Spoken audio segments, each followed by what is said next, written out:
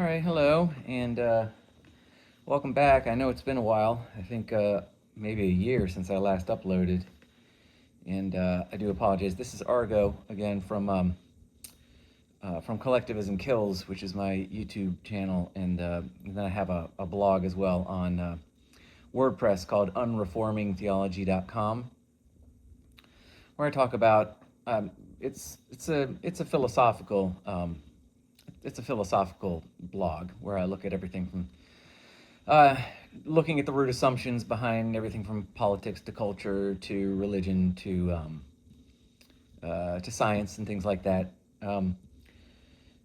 So, yeah, like I said, it's been about a year, and I thought I would go ahead and give it a go. I've had some ideas of some things to talk about over the last year or so. I didn't upload for a while because, like all of us, we all have our sort of family.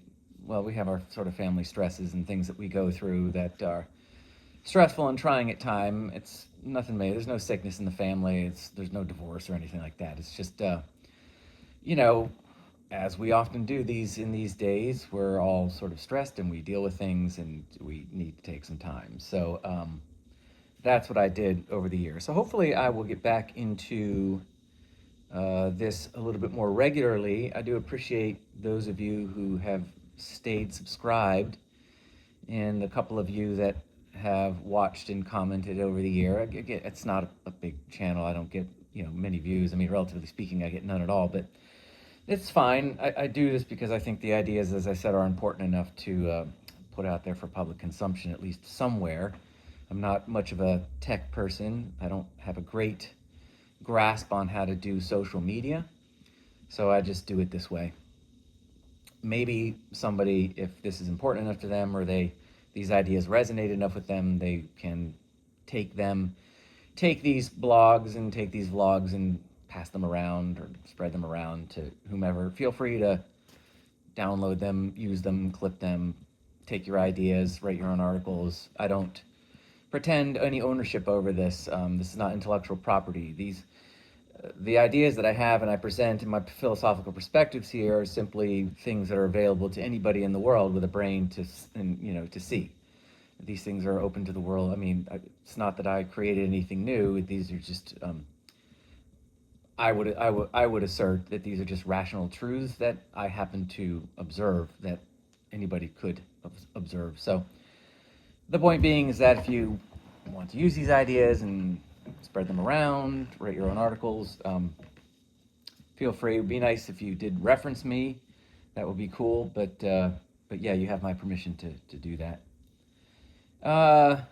You'll notice that I do use AI to generate the images because I don't know any other way to generate the images for the thumbnails for the channel image for this particular video.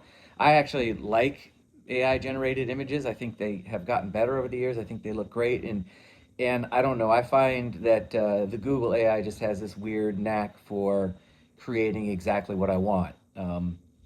Like for this one, I said I'd like an image of a giant Civil War cannon in the sky, and it came up with the thumbnail you're seeing. I thought it looked great, so I do use AI for the image. I don't use AI for any of the ideas, as you could probably tell. These are all handwritten on these notes here. These are all handwritten on note cards. I don't use AI at all to generate any of the thoughts or ideas that I talk about. These are all from me. These are all my observations. So the only thing that's AI generated is the image because it's awesome. I think AI does a great job. So anyway, what else was I going to say? Oh, before I start, I do want to say, and I've said this before, and I'm in this chair, this noisy chair, so if you hear some noise or rubbing, and I do apologize. I'll try to keep my movement to a minimum. I just wanted to say, look, I'm not an ideologue. I'm not a demagogue. There's no implicit assumption in me at all that anybody, excuse me, that anybody is obligated to agree with me or accept my ideas. I wouldn't judge you if you didn't negatively. These are ideas I give to you for your consideration, for you to hold up to the rubric of reason to see if they are actually rationally consistent. You are welcome to and are expected to draw your own conclusions. I accept no ownership over what you take away from this. I'm not interested in being a thought leader of any kind. Again, I'm not an ideologue, I'm not a demagogue. This is not dogma. I don't look for blind followers. I simply have ideas that I think are important for people to hear. But whatever conclusions you draw belong to you. I'm not interested in that kind of thing. I'm not interested in just having a point of view or an opinion. The ideas, the conclusions I draw, I try very hard to make sure they are drawn from rational consistency, and by that I mean conceptual consistency. From premise to conclusion, my number one goal is to hold ideas that are completely without contradiction. They don't resort to cognitive dissonance. They don't rely upon or depend upon paradox. They don't need the support or the crutch of appealing to some kind of universal or divine mystery. I appeal purely to rational consistency from fundamental premise to conclusion. So this is not a perspective. This is not an opinion. I think that these ideas are rooted in perfect conceptual consistency. I could be wrong, but that's my goal. I don't think I am wrong, but I could be. And if you can show me where I am, without appealing to, again, contradiction, paradox, the unknown, punting everything into the cosmic abyss of God's mystery, then fine, I'm completely willing to accept that I'm wrong when you can point to an area where I have created some kind of a contradiction in my thinking. So that's what I think is special about this. I'm not interested, nor am I comfortable in asserting ideas and opinions and positions unless I am sure to the point of my intellectual capacity that there is no intrinsic contradiction. And I always come to it with the recognition that if there is, and someone points that out to me, then I am wrong. I cannot be right if somewhere within my line of reasoning there is a conflict of concepts, where 2 + 2 must equal 5, where up has to be down at the same time from the same observational frame of reference. That's not correct. That is a failure of a position, of an intellectual idea. That is a failed idea. Anytime it must be punted into some kind of a mystery or an unknown or an incomplete, it's a failed idea in its current form. It might be worth pursuing on some level, to some degree, some parts of it. It might be true within a given context, but only subjectively true in the broader context. But it's not fundamentally true. Fundamentally, it's a failed idea. I'm not interested in those. That's why I'm not a Republican or a Democrat. That's why I don't appeal to a doctrine. Anything that's dogma, anything that is, anything that begins, anything where the intellectual position begins beyond the metaphysics, beyond the root assumption of what is the nature of the thing.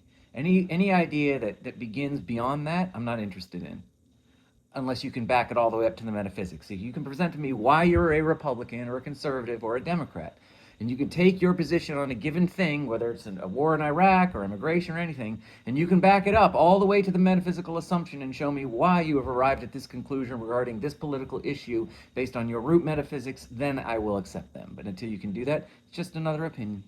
You just have another opinion. I'm not interested. I don't debate political issues because I don't care about them until the metaphysics are worked out, until we can agree on the nature of what is man, what is reality, what is God, or not, and why not, and if not God, then what? I don't care about what you think about war, or immigration, or the economy. It's not interesting to me. I'm not saying it's not important, or not important to you, or that you can't have your conversations about it. I don't care. Because until I'm convinced that you're speaking from a place that isn't rooted in some kind of contradiction, it's not interesting to me. That's why I don't have any friends. It's why Christians don't like me. It's why atheists hate me, Christians hate me, Republicans hate me, conservatives hate me, libertarians hate me. Anybody who has an idea or an identity that begins somewhere beyond the metaphysics doesn't like me, because most of the time they've never thought through the metaphysics. And that's where they get tripped up very easily. And they don't like that. They think the assumption should be ipso facto, or de facto, I should say. And if you don't agree that their assumptions are de facto, well, then you're the problem, right? That's why atheists don't like me either. I force the atheist, or I would force an atheist, to give me his assumptions about the nature of reality then. If not God, then what? But they're always like, but I'm coming at you from a disbelief. Anybody that's coming to a debate or discussion from the frame of reference of a disbelief, that's not a legitimate intellectual position. A disbelief, by definition, doesn't have an epistemology. And therefore, it doesn't have a frame of reference for what constitutes evidence for anything, God or otherwise. So, anyway, that's just a little bit of a preamble. You can, obviously, if you wanted to, you could have fast-forwarded through that before I get to the actual issue here. So, this may be a two-parter. I hope not, because I find two-parters exhausting. I'm already exhausted, but, as they say, thinking is hard. So all of us who are interested in ideas at this level, I think we're always exhausted sort of all the time, because our brains are constantly working overtime and using a lot more energy than I think other brains are using. It's easy to have an opinion or a political identity. It's very hard to have an actual metaphysical position, a foundational position about the nature of yourself and reality that you can actually defend rationally. It's way, way harder to do that. And it requires a lot more energy. So I think all of us who think on that level are perpetually exhausted. Anyway, so this is this article, or this article, this blog, this missive, I've entitled the Bigger Gun and God. And it's something I've been thinking about for a while, so I wrote it out yesterday. I'm going to write this out on my blog, unreformingtheology.com, on WordPress. I'm going to write this out. I'm going to write the notes out at some point, hopefully within the next week or so. So I'm trying to because I do end up handwriting all these notes, and I do think it would be nice to supplement the website with something more than just the video link. So something somebody can actually read. Yeah. Okay. So this is called The Bigger Gun and God. So I'm going to, as I usually do, I'm going to read through my notes. I'm going to add thoughts and things along the way. Okay, so the bigger gun and God. When someone with a bigger gun than you wants what you have, he will get it. Unless there is someone around with an even bigger gun than he has to stop him and cares enough about you to do so. Or if it's in his own interest to do so. So that's just what it sounds like. It's just logic. This is, oh, by the way, this is the philosophy of power. So power as power as a political and ethical primary. Which, by the way, if you haven't noticed, is how human beings have been organized in societies since humanity began, probably. Nation states, governments, ruling classes are rooted in the foundations of power as a political and ethical primary. That's what the law is. The law is an ethical standard, but the law is just power. In other words, the law has no efficacy. It has no relevance without an authority, without a visceral, incarnate authority that has a monopoly on violent, coercive power. If law is just a suggestion, by definition, it's not law. The law requires visceral force, violence, in order for it to have any meaning whatsoever. So whether you agree with me or not, the reality is that you exist in a society where power is the ethical, meaning the ultimate value of an action is how much power it possesses over somebody else, and political primary, the law. So the political, how we organize people. We organize them under law. Say, law is power. Authority is power. And power is violence. As a friend of mine once put it very adeptly, government is authority and authority is force.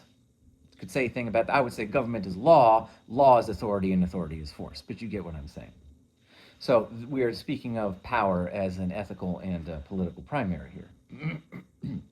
So, in other words, when someone with a bigger gun, speaking from that foundation in which we all exist, the context, the political and ethical context in which we all exist, whether we want to admit it or not, from that context of power, when someone has a bigger gun than you, and they want what you have, they will get it.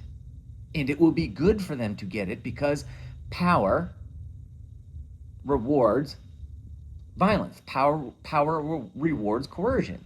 Within the context of power as the ethical and political primary, to take what you want by force, by having a bigger gun, by having a greater ability of coercive force, that is good. I'm not saying it's actually objectively good. I'm saying within the context of power as the ethical and political primary. So, when someone with a bigger gun than you wants what you have, he is going to get it. Unless there is someone around with a bigger gun to stop him, and it is in their interest to stop him, meaning they get more out of stopping him than they do letting him take what you have, right? So, understanding that coming from this, we are coming from the position where we have all conceded the fundamental primary of power, both ethically and politically. This is what we have done as a race, human race, for as long as you can look back into history. We have conceded this at an almost subconscious or unconscious level.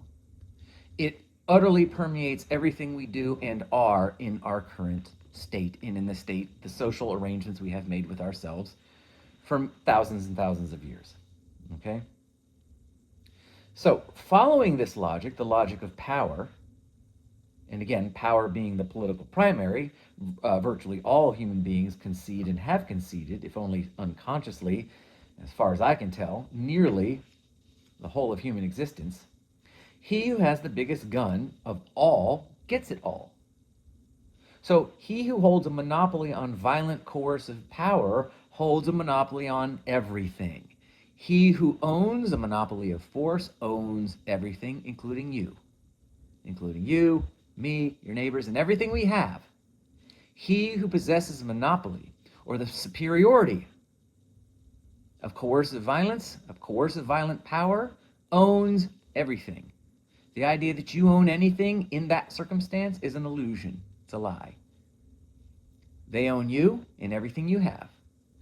Allowing you to keep it is not saying the same thing as you actually owning it. By them allowing you, you are, quote unquote, possessing what you have and possessing yourself only insofar as they are allowing you to do so. So, it is only by their pleasure that you possess whatever you possess and that you do whatever you do. Once it's no longer in their pleasure, you will not do it. You see? It's not freedom. Somebody allows you to do something, you are still an expression of their power. The illusion is that that's freedom. It's not. By someone allowing you to do so, they're simply saying that for the moment, it's in their interest to have you act in this way or possess this or that thing. But it's not true freedom, right? Because at any point, from the position of power, they can take it. And they don't owe you an explanation. There's nobody that can stop them because they have a monopoly of violence. They don't owe you an explanation. You have no right to ask for one. They will take it when it suits them to do so. You simply thinking that somehow by them allowing you to do so makes you free, well, that's an illusion. You're not. You're as much of a slave as anyone else. You just live in a bigger cage. You have a bigger cage. You have a larger area in which you can roam. Doesn't make you less of a slave, though. There's a fence somewhere, and you're going to run into it. That's the end of your freedom. The idea that the fact that the fence is bigger rather than smaller may make you feel more comfortable, but it doesn't make you freer. And sooner or later, over time, it is going to be the interest of he who possesses the monopoly of power to make that fence smaller. It will get smaller and smaller by the year, as we've all seen. That's how things go. Okay, so the political foundation of humanity, despite what people might otherwise think, this foundation of power, this represents an obvious ethical dilemma, or at least it should be obvious, that I've already alluded to, which is that ethics, how we value human behavior, is simply a matter of raw power. Now, here, once we follow the logic, in reaching down the line quite a ways, we must inevitably conclude that consciousness itself is irrelevant. Meaning that once you exist under the auspices of power, you have no real freedom. You don't own your own will. You don't own your own actions. And therefore the thoughts, the ideas, the knowledge, which drive your will and choice and actions becomes irrelevant. You can't apply what you know because you don't own yourself. You don't own the tool by which you apply knowledge. You don't own your body. You are an expression of that which possesses the monopoly on violent coercive power. Right, so it basically living under this premise of power, this primary of power as a political and ethical primary, unpersons you. It renders your consciousness, the frame of reference that yourself, capital S for knowledge, it renders that moot.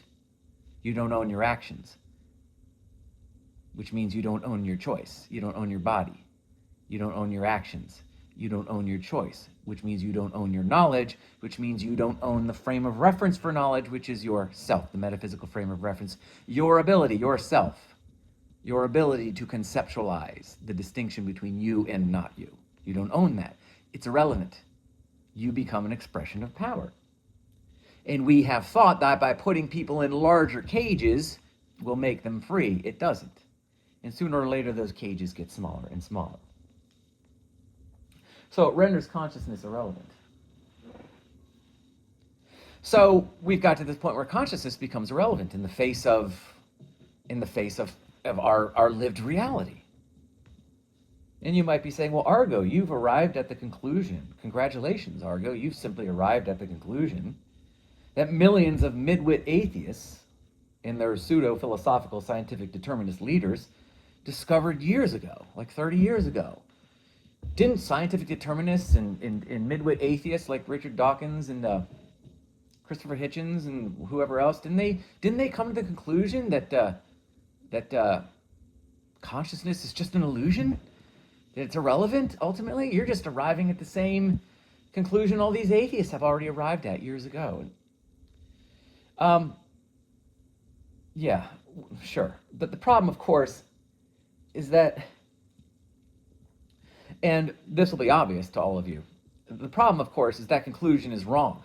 The conclusion that consciousness is irrelevant and doesn't exist is wrong. This is why atheists never want to have the metaphysical discussion. This is why you have to enter a debate with an atheist already conceding that their particular, that you have to already concede their unstated and their undefended definition of evidence is actually legitimate before they'll have a debate with you. And it's not like they say this out, they say this wide open. They come to the debate as an atheist. They come to the debate they come to the debate demanding evidence. Now, coming to the debate as an atheist, in other words, coming to the debate from a position of disbelief, which has no epistemological foundation, and then demanding evidence for God is a contradiction. But they're implying materialistic, naturalist evidence, which you accept because you go, oh, okay, well, I can see that chair's there, I'm here, it's hard, it's got properties, and evidence is things that we can observe and see and feel and touch, and it's all sensory input, sure. And so you sort of on this sort of subconscious level accept that definition of evidence as though it's the only kind because it's the most obvious. And that's how they trick you. You get into a debate already conceding their definition of evidence without ever understanding that they don't really have one. The idea that everything simply boils down to materialistic sense data is itself metaphysically, or is itself fundamentally intellectually a barren concept. It's not rationally defensible. And I can prove that to you, which I won't do now, but the idea that somehow that somehow you can rationally defend the idea that reality boils down to that which can merely be sensed as some kind of materialistic sense data is a complete rational failure. But they don't have that discussion.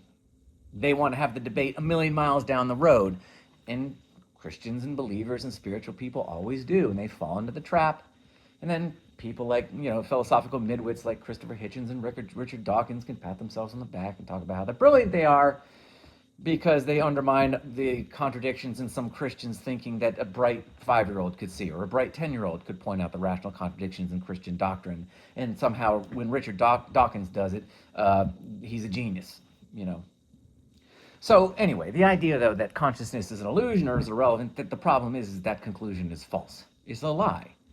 And it's easily dismissed if you can ever get in a position where somebody who doesn't believe in consciousness will actually listen to you and let you debate them on a level playing field. So the problem is that, of course, consciousness is not an illusion. And therefore, to treat it as such by conceding the fundamental primary of power, politically and ethically, becomes a problem, becomes a rational dilemma. And a rational dilemma, if let grow long enough, becomes societal chaos and collapse. It happens all the time. It's a big sight. It's the wheel in the sky that keeps turning. Civilizations, nation states, empires, they rise and fall. As the sun goes down and comes up, it's going to happen. Meet the new boss, same as the old boss. And America is no different, and we can see it already happening. The empire is falling, if not already fallen, more or less. And it's happened the same way it's always happened. This is not by coincidence. It's because the society is built upon a flawed, fundamental assumption about the nature of man and reality. And after a certain amount of time left to grow, that assumption results in visceral chaos and collapse. So that's where we are. It's not a secret. You don't have to wring your hands. You're not going to elect your way out of it. It's not, if we just elect the right person. If we just vote for Trump, we can turn this ship around. No, you can't. You can't. It's not a matter of who you elect. It's a matter of having better assumptions, building your society upon better assumptions about the nature of reality and yourself. That's the only solution. You can't fix the problem by conceding the problem in the first place. You can't fix the problem from the problem. So the idea that you're going to elect your way out of it, and of course I've lost many friends over this. People hate my guts because I've told them, look, there's no political solution to this. This is not an advocacy for violence. I'm a complete pacifist. I think violence is, in self-defense, is the only rational use of violence. So this is by no means a screed calling for some kind of ludicrous,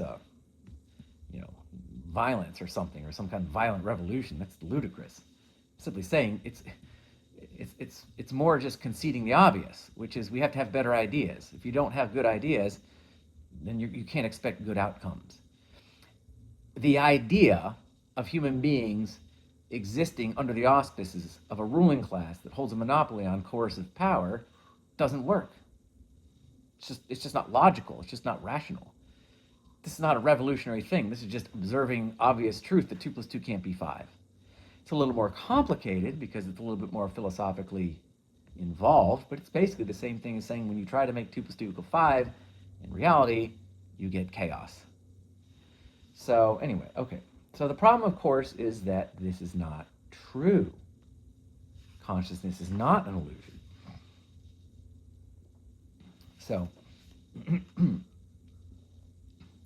So today, we're talking about God, right? So we're talking about Christianity today.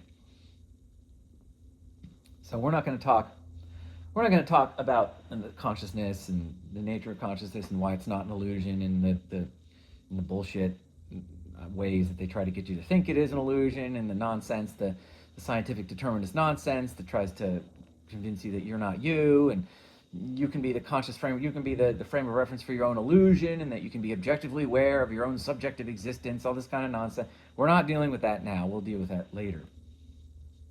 The idea that you can know that you can't really know. Consciousness is an illusion, and this is a truth, even though by definition the frame of reference for this truth doesn't exist. It's all silly. It's all scientific determined. It's all scientists and math people LARPing as philosophy. They're the worst philosophers in the world. People who are, the better you are at mathematical thinking, scientific reasoning, the worse you are at actually philosophical reasoning. I'm convinced of that. I don't think that they're being ironic. I really do think that they're that bad at thinking, at philosophical thinking, at thinking in terms of conceptual consistency as opposed to game theory and equations and units of infinity. I used to think that maybe a lot of scientists, because they have really high IQs, you're like, well, they must know this on some level. They must be either just ideologues or they must be trying to be ironic. But no, I just actually think that they're just not good at philosophy. They're just not good at it. They're just not good at thinking in these terms. They're so good at thinking this way that it's taken that their brain has to become sort of retarded in thinking the other way. It's like me, mathematically, I'm not very good at math. I'm not good at science. Calculus might as well be Chinese to me. But at least I know that I recognize it. I don't debate a scientist on mathematical equations or the laws of physics. I don't debate that because I'm not good at it. But somehow being good at science and math makes you a genius philosophically. There's two different kinds of thinking. It's like saying because you're an accountant, you can be a great carpenter. They're completely different schools of thought. Philosophical thinking is not the same thinking as mathematical or scientific thinking. Mathematical thinking is breaking up infinity into units and then putting them together in equations in a creative way to sort of conceptually organize what you observe. Philosophical thinking is way more linear.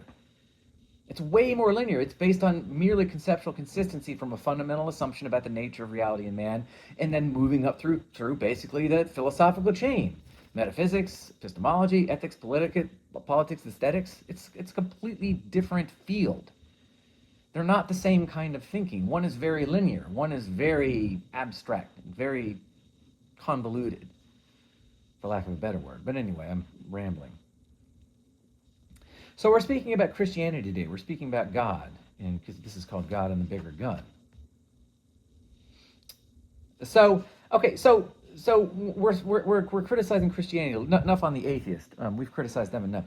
So we're talking about Christianity now. We're talking about believers in God. So when it comes to Christians and other religions, I heavily suspect, although I'm not, I know Christianity very well because I was a card-carrying conservative Christian neo-Calvinist for about 30 years. So I know exactly what they think. I know what Christians think and believe, and I'm familiar with Catholicism and yeah, I'm familiar with the metaphysics of Christianity very well. When it comes to other religions, perhaps not so much, but by observation and anecdotal evidence, I heavily suspect that metaphysically, there's not a whole lot of difference between Christianity and most other major religions, if not all religions. And when I say Christianity, I mean specifically the doctrine, the interpretive lens Christians use to the scriptures. So the interpretive lens with which Christians approach their belief, and particularly the Bible, the Holy Scriptures.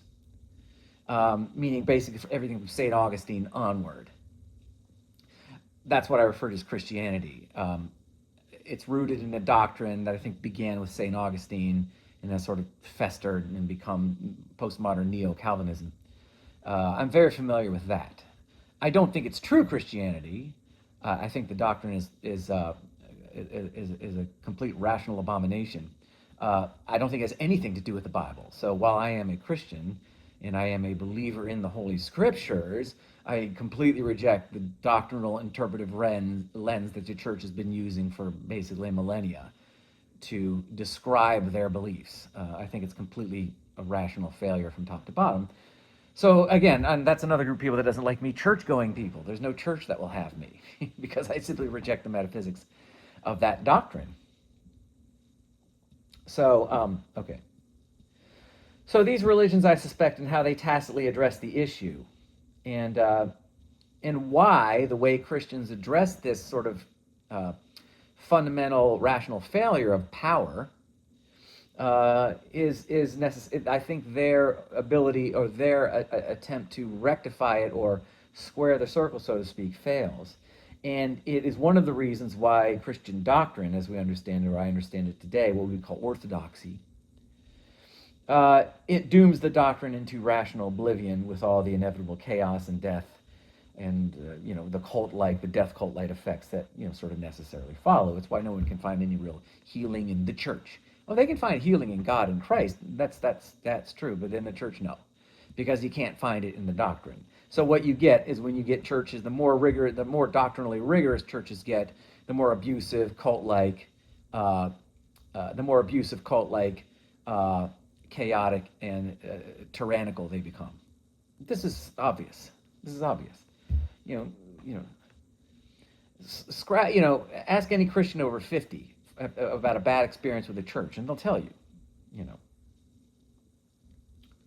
So, but this is what Christians do. In an effort to correct the tacit but fundamental political and ethical dilemma, Christianity and other religions, I suspect, it does the obvious. So what it does is it takes the biggest gun, it takes the supremacy of coercive violent power, and it puts it into God's hands, as if this fixes the problem. Well, if we just make God the one who possesses a monopoly on coercive political power, a monopoly on violence, well, then that's going to fix everything. But it doesn't. Because the problem is not who possesses power. The problem is power itself. The concept, the idea, the power itself is not a rational, it's not a rational ethical or political premise. It doesn't matter who possesses power. You're not going to fix the rational flaw, the fatal rational flaw inherent to power as an ethical and political primary. So putting it in the hands of God just kicks the can down the road. It makes you feel good, but it doesn't actually fix the problem. But I mean, I do understand that on the surface, this seems to be a reasonable solution, right? And unfortunately, surface appearance is all that matters, because most people, and most Christians in my experience, and I suspect most religious people, they're not particularly interested in fundamental thinking. It's very much of what's it called? It's very Gnostic. It's very based on just sort of enlightenment. I just believe because I believe. I believe it because God said it. There's really no more epistemological or metaphysical depth involved in their thinking at all for the most part. It just is because it is. So, oh well, yeah, we have a problem with totalitarian governments. They get too powerful, and then they start to tyrannize the people. What do? Oh, well, we have the solution. We'll say God, not the government. We'll say God has a supremacy on coercive violent power. We'll give it to God. We'll wash our hands of it. Oh, easy peasy. We'll just well, we can't trust the government, so we'll create a Christian government. And we'll put that government under the authority of God himself. The government won't have the monopoly of political power, of violent coercive power. God will have that, and they will have to answer to God, and therefore problem solved. This never works, and this can't work for several reasons, but Christians think it does because on some surface level it makes sense, and Christians, like most people, unfortunately, don't think beyond the surface level because thinking is hard. And, if you already think you're right, and you have enough people agreeing with you, why would you spend the energy trying to decide whether or not you're actually right and thinking, well, maybe I could be wrong? There would be no reason for your brain to expend the energy because there's no payoff for it as far as it's concerned. May as well just stay relaxed. Stay at rest. Conserve energy,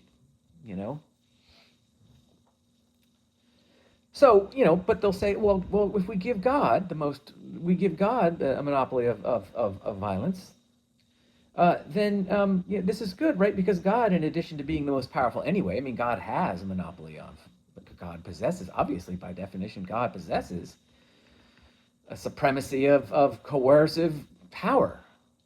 That's just inherent to him being God. But in addition to that, they say, well, he's also the most benevolent. He's compassionate. He would never misuse his power, we're told. You see, God won't misuse his power, so he can be trusted with it. With great power comes great responsibility. And who has the greatest of all? That's God. And who's the most responsible of all? Is God. And who's the most benevolent? Is God. You do understand, this doesn't matter. It doesn't change. That the problem is not who's possessing power or how good they are. The problem is power. Once you've conceded power as the fundamental premise, as the primary, you're going to act in service to it. And within it is a complete rational flaw which will corrupt it and destroy anything, and it will destroy anyone, even God, who attempts to use it, and anything it is levied against. It doesn't matter who uses it.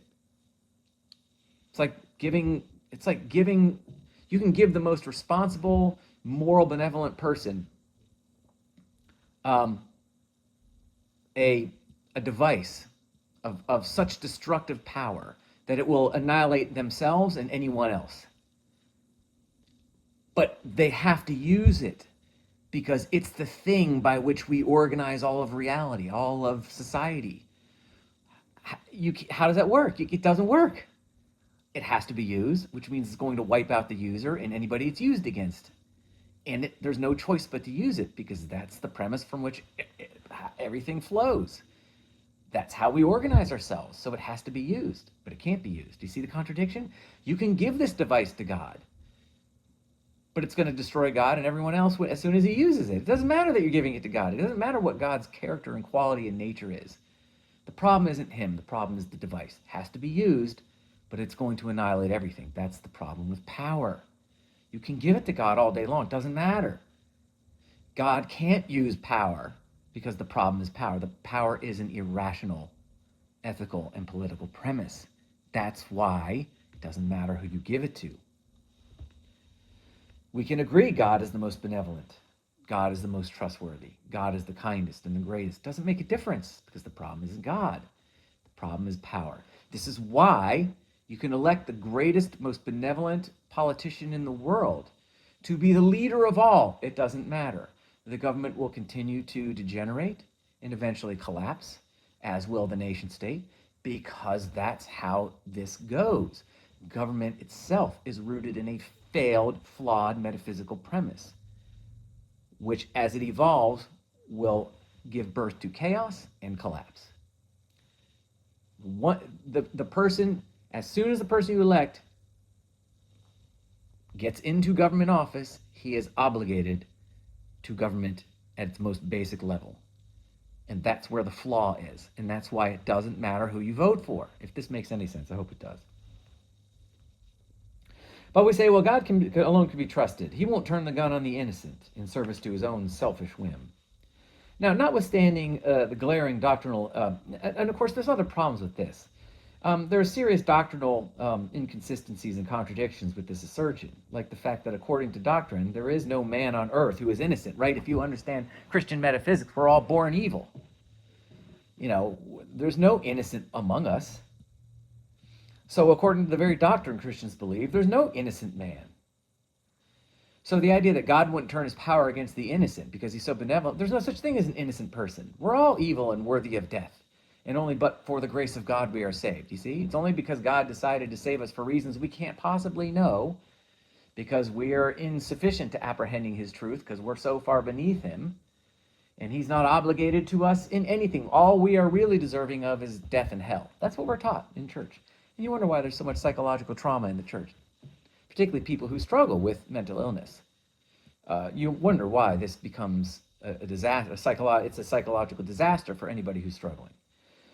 But so the idea that we're going to give this giant gun to God because he's not going to use it on the innocent, when there's no such thing as an innocent person. In other words, God could use his gun on anyone he would want to, and we would never be in a position to criticize him. He could obliterate us all, and we would all be worthy of it. Why? Because we're born sinful, you see? And only by the grace of God are we saved. Nothing we do. Our salvation is completely irrelevant. We are beside the point to our salvation, because we are evil. If God saves us, it's only because of his grace and only for reasons we can never know. And if he doesn't, and if we are thrown into hell or obliterated where we stand, well, that's what we are by dint of our very existence, that's what we deserve. So the idea that, well, we'll just give this gun to God, so he's the most benevolent and he's the most kind and he won't hurt the innocent, that doesn't comport with the doctrine, you see. So according to the doctrine, we're not in a position to judge God's actions. We're not in a position to say whether he's benevolent or not. He can be whatever he wants. Who are we to judge? To claim that we can know what God is or isn't in some objective way at any given moment is actually blasphemous. We are never in a position to judge God or anything he does, and therefore sit there and say he's benevolent would be out of line. You're not allowed to make claims about God's character. Really. You can assert, you can assume, but you can't make any fundamental claims. So that can't be a reason why he gets the bigger gun. So, in other words, according to the doctrine, there's no one on earth who is innocent. There's no man nor woman on earth who is in a position to judge any of God's actions to any degree. In other words, according to the doctrine, God could turn the gun on, quote unquote, the innocent, in service to his own selfish whim, and no one by nature could know the difference because you can't apprehend God's ways, right? But putting all that aside, putting all the doctrinal hypocrisy aside for now, Christians, like I said, they put the biggest gun in the hands of God because God, being the most benevolent, will use the gun only for our own good. He will use it to make us free, we're told, and secure our liberty, and to free us from the oppression of the evildoer and the devil, and therefore a government acting in the service of God will do the same, right? This is what we're told. So again, what's the problem? I mean, doesn't it sound nice? It makes sense. God is the most benevolent. He would never use his power against the innocent. He would never hurt us. He would never abuse it. He's not a tyrant. He will use it only, and through his government, only to secure our individual liberty and freedom, to save us from the oppression of Satan and the evildoer. But again, what's the problem then? I mean, this sounds nice, right? It makes sense, doesn't it? And to top it all off, here in America, this Christian nation, quote unquote, we're told, well, we formed a government based upon this principle, like I said, to use the law to make us free from the evildoer, to secure individual liberty in the face of a fallen world run by Satan, the God of the world, God of this world, right? It's a government that acts on behalf of God and to prevent its own excess. We place it under God's authority. You see, we place even the ruling class under the authority of God. Right? And it's kept in check by God's power, God's gun, the biggest gun, to protect us, even from our own government, if needs be. Doesn't this sound nice? We've fixed it. We've squared the circle. We've solved the problem. Just give God, we'll just say God has the biggest gun, because he does. And then we'll form a government that understands that God has the biggest gun, and they will act only under the auspices of his will to bring freedom and liberty and benevolence to all of us in America. Do we free? How free and benevolent do you feel in America? How much control do you really think you have? How much do you trust the ruling class to act purely altruistically in the interest of securing your own liberty and freedom? It's just a question. And again, I have no problem with anybody. This is not a screed against our ruling class is no better or worse than any other. No ruling class in the world has a monopoly on evil or tyranny or totalitarianism or, I have said this before. I'm sure 90+% of the politicians that serve in our government, you could leave your kids with and there would be no problem. I'm sure they're fine, upstanding people. This is not a screed against people. It's not even a screed against an institution. I need to be careful. It is simply pointing out the rational inconsistencies of the ideas which underwrite those institutions. This is not me saying anyone or any institution is bad. I'm an ideas person.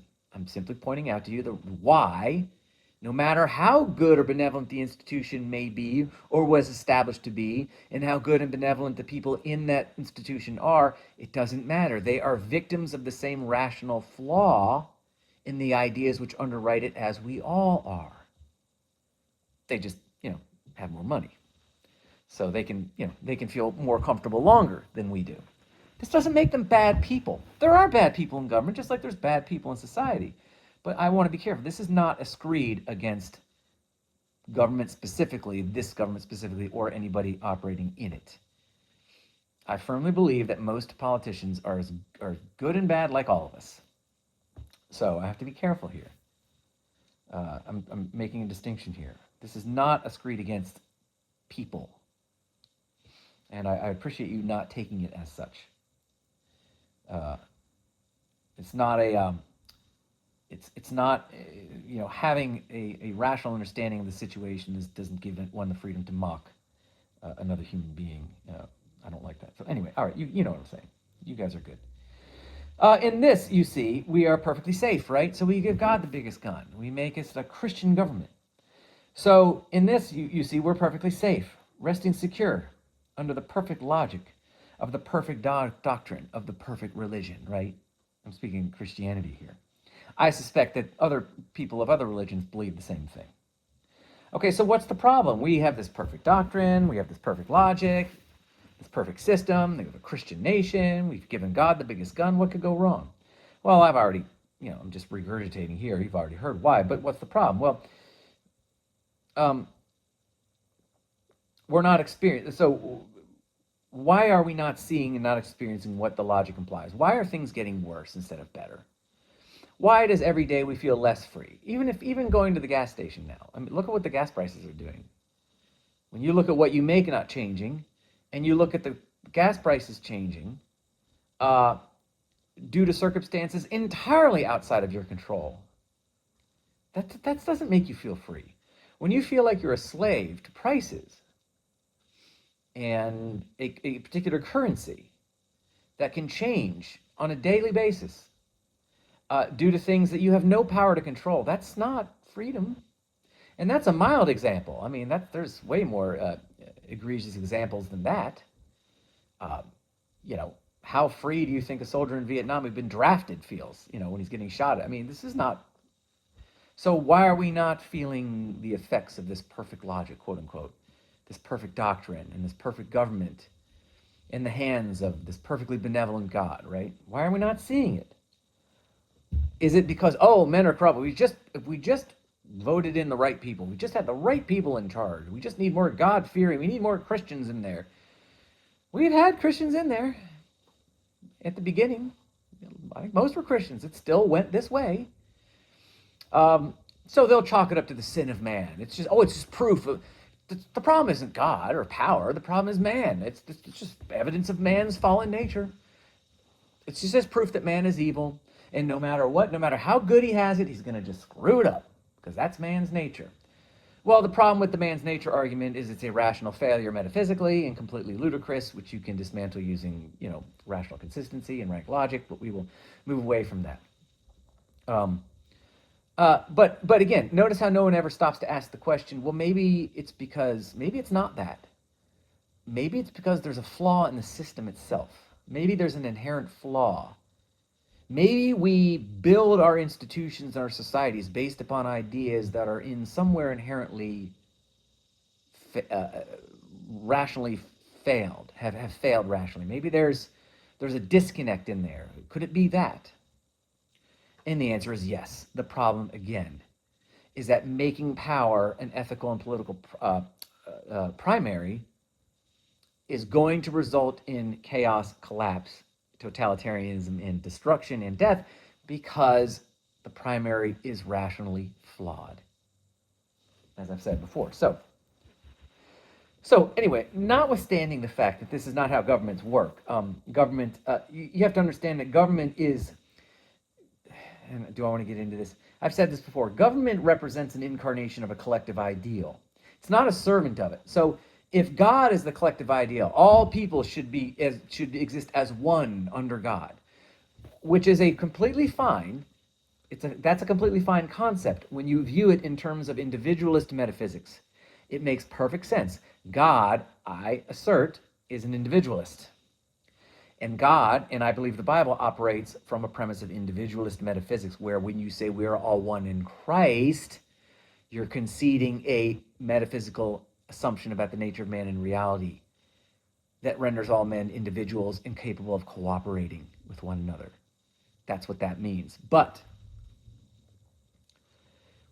when we're looking at this from a collectivist metaphysical framework, which is what all governments are rooted in, God becomes the collective ideal. All men must be expressions of God. You must lose yourself and become an absolute perfection, which we can't achieve because we're all fallen, right? But perfection would look like us not being us, but being perfect reflections of God, perfect manifestations of God. So God becomes the collective ideal, which all of us are aspiring to be in or need to be in. So God represents a collective ideal. Your identity is nothing but your identity as an individual doesn't exist. You only have a group identity. You are one with God. In collectivist metaphysics, governments are incarnations of the collective ideal. They are not servants of it. They are incarnations of earth, of the collective ideal. So the government to you is God. It's not a servant of God, it's God. Whatever it does, it can do, because to you, as far as you're concerned, is God. You can't judge it. You can't criticize it. You simply obey. This is the way it is. Again, this is not me saying this government's bad, these people are bad. This is how it is. Governments in collectivist metaphysics, which are the metaphysics which underwrite all governments, the government is an incarnation of the collective ideal. And if that collective ideal is the Christian God, it doesn't change the fact that it's still a collectivist institution that will use its coercive, violent power to compel you into its will. That's what governments do, regardless of who is in it. Just because you have a nice person in government doesn't mean they are now magically capable of making 2 + 2 = 5, if that makes sense.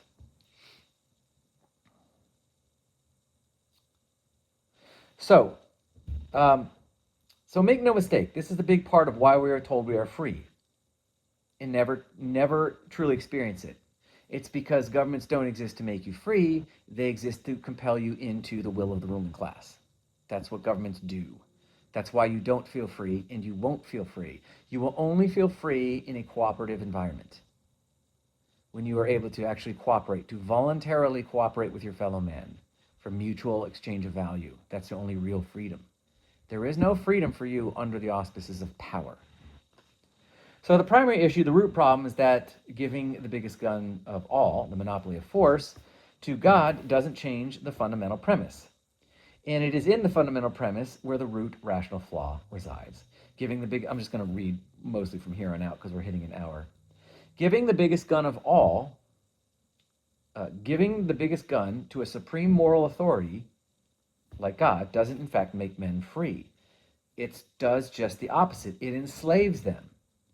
The morality of the authority is irrelevant to those who exist under the auspices of coercion, of its coercion. That is, compelling us by violence and threats of violence in service to our own good or for our own good does not allow us to act from our own will. Do you see the problem? Even if they are using their violence, their coercive power, to control us for our own good, doesn't change the problem, because compelling us, even for our own good, means by definition that we cannot act from our own will. We are still having to act from the will of another. We have to be unpersoned. To act under the auspices of somebody else's coercive power does not allow us to act from our own will and choice, but obligates us to the will and choice of another, of the one who holds power. Compelling us by force for our own good is meaningless, since we, our, quote unquote, in our own good, are entirely removed from the equation. Removing our own will and choice is to make us not expressions of ourselves, but expressions of someone else. Of what matter or importance, then, is our own good if there is no us in the first place? Those who are compelled by power must necessarily become expressions of that power only. We cease to be ourselves, since our own will and choice and thought is moot. Thus, there is no such thing as compelling us for our own good, but only for the good of power, of the authority who wields the supremacy of power. Make no mistake and understand this. Power can only act in the interest of itself, period, no matter how benevolent the one who possesses power is. It, by its very nature, can only act in the interest of itself, period. It cannot, by pure logic, not doctrine, pure logic, not opinion, not doctrine, not ideology, pure reason, it cannot act in the interest of another. Power is pure selfishness. It cannot see anyone else. No one and nothing else exists but it. Power becoming one with he who wields the supremacy of coercive, violent power. Power becoming the authority, and its power to compel are, for all intents and purposes, as far as you're concerned, one and the same. He who owns the supremacy of power cannot see anyone or anything beyond himself. That supremacy of power dictates that everything must become an expression of himself or itself. But it's not even this fundamentally, it's getting there, but not even this fundamentally that renders power a failed and impossible ethical and political primary. The failure of power is fundamentally and simply distilled down to this. It is a self, and you probably, the astute among you have probably already seen this. It is a self-nullifying proposition. As I said before, power must make everyone, everything an expression of itself, and therefore it becomes powerless. Power is a fundamental contradiction. Let me say that again. Power must make everyone and everything else an expression of itself, and therefore it becomes powerless. It no longer possesses power over anything. It possesses power, in other words, over nothing, because nothing but itself exists. Do you see? So power, once it achieves its logical conclusion, there is nothing left for it to hold power over, and therefore it ceases to be power. This is the problem with the idea that everything must be an expression of God, or is an expression of God, making God this kind of a metaphysical primary. If there is no distinction between God and everything else, there is no God. God becomes an infinite singularity, becomes an infinite one, which has a value of 0. If there is only one, there is nothing, if that makes sense. Once everything becomes God, then nothing is God, if that makes sense. Power is the same way. Once power controls everything, everything is expression of power, there is nothing for power to hold power over. Authority is the same way. There's nothing to hold authority over. This is why governments collapse. They need to continue to acquire power, power, power. The logical conclusion being that it becomes powerless. Now, before it ever gets there, it usually collapses under the weight of its own contradiction and chaos because there's so many people involved, right? This can't sustain itself. The logical conclusion is never reached because the logical conclusion is oblivion and nothing can't exist. You can't get nothing from something. So these false ideas, these false assumptions collapse well before they reach any conclusion, because the conclusion is impossible because the premise, the primary, is flawed. There is no conclusion to a flawed primary. Oh, but going back to what I was saying, so if everything becomes God, my point is, to put this a little clearer, if everything is God, then there's nothing for God to be God over. God isn't God of anything if there's nothing else besides God, in which case him being God is irrelevant. He becomes nothing. This is why I say, this is what I tell my kids and other people, well, my kids primarily, why people are so important. Human beings are the only creature that God has ever made that can recognize him as God. You can talk about the beauty of the seas and the beauty of the birds and the beauty of the whales and the fishes and all of the wonderful creatures that exist in the universe and the world, but there's only one that can recognize God as God, and that's man. That's why we're special. We are the only way. You can talk about the blue whale and how glorious the blue whale is all you want, but that blue whale doesn't know God is God. That's why you're special. That doesn't give you carte blanche to, that's not anything for you to lord over God's head. I mean, like Jesus said, God can make the rocks rise up and praise him. There will always be someone who knows God is God. But what I'm saying is, do not undermine the specialness of your own existence and your own self and the human race as a species. We are special. We are very special, and we are way more important to God than anything else in the universe, because we alone, together with the angels, can understand. We alone are conscious. We alone can know God as God. We are special. We are better than anything else. We are better than any other creature that walks on the face of the planet. We do have a moral virtue that they do not possess. Make no mistake, human beings are very important, and human life is very, very precious. Okay. So, So once power reaches its logical conclusion, it becomes powerless. It's basically a contradiction. Now, because of the inherent rational failure of the proposition power, institutions and entities collapse. Oh, I already talked about that. How can man be free if he must exist under the coercive authority of those with the biggest gun, or that which possesses the supremacy of coercive power? The answer is he cannot. Under such circumstances, his own will is null. Thus his knowledge is null, thus his self is null, his conscious frame of reference is null. So basically, you living under the auspices of power unpersons you. This is why God can't be a supreme political authority. So I was telling one of my kids yesterday, I was like, How do we refer to God? How does the scriptures refer to God? They refer to God as a father. His is a fatherly authority. It's not obedience and punishment. It's not God is not a political authority. He's a fatherly authority, where you do what he says because you trust him. And as you grow and learn, you don't have to rely on his authority because now you know. A fatherly authority is where knowledge can be transferred so that the person doesn't need to be under authority anymore because now they have the knowledge to do for themselves. You take your son fishing for the first time when he's 5. He doesn't know how to string a line, doesn't know how to set a fly. He trusts you to show him. He doesn't need to know why. He just needs to obey, do this. But then, you see, the difference is a political authority, it's all about obedience. Whether you learn, it doesn't matter what you know or what you learn. You're a slave. It's not the same with fatherly authority. Fatherly authority is, after a while, your son learns to string a line. He learns how to set a fly. Doesn't need to be under authority of the father anymore. He knows how to do it himself. And he knows why. And he knows why it's important. And he knows it's good for him to do it for his own benefit. Not for purely the benefit of the authority, but for his own good. Do you see? There's a big difference between fatherly authority and political authority. God is a fatherly authority. He's not a political authority. If he's a political authority, then he doesn't exist.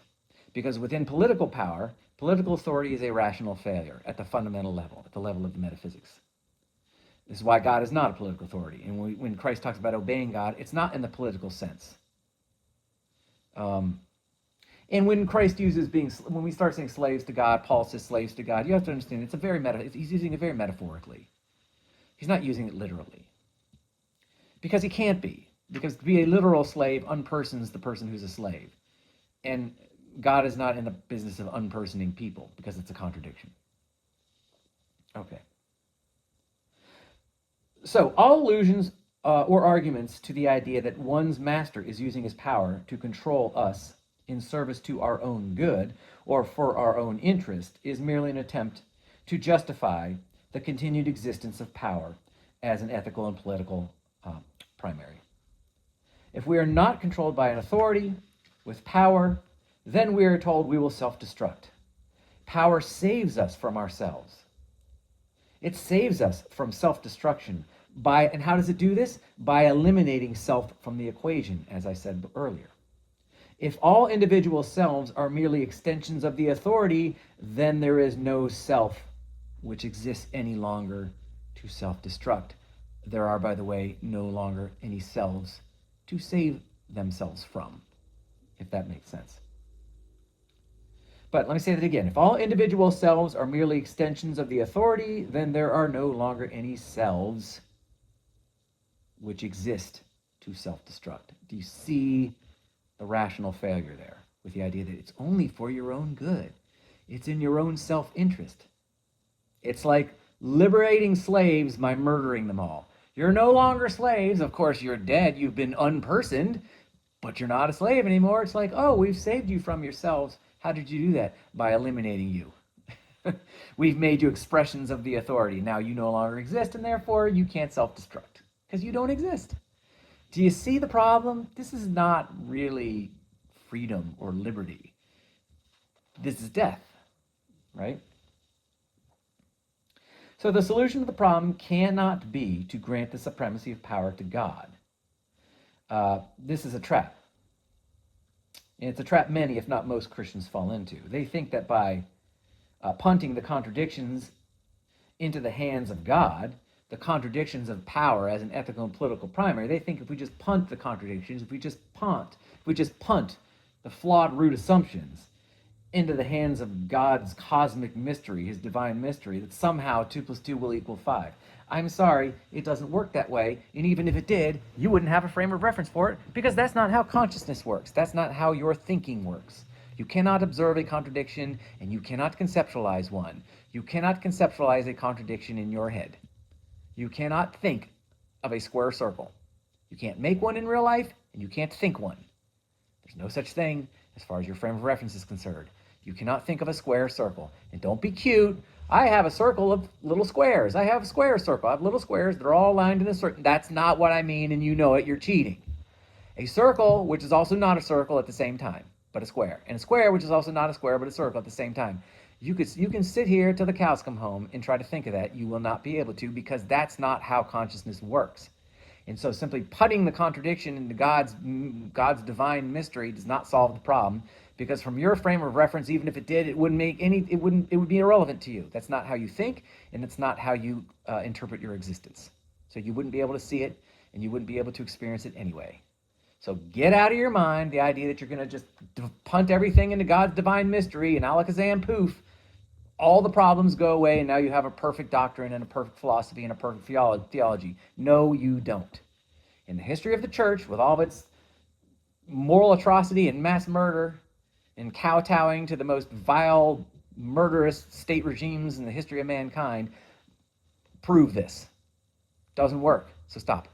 Knock it off. Get better ideas, get better assumptions. That's why I had to leave the church. Reason, rational consistency does not inform the doctrine. It's ironic that those who are supposed to have ears to hear are quite eager to cover them up at the very first hint of any idea that doesn't fit their dogma. Atheists are like this too.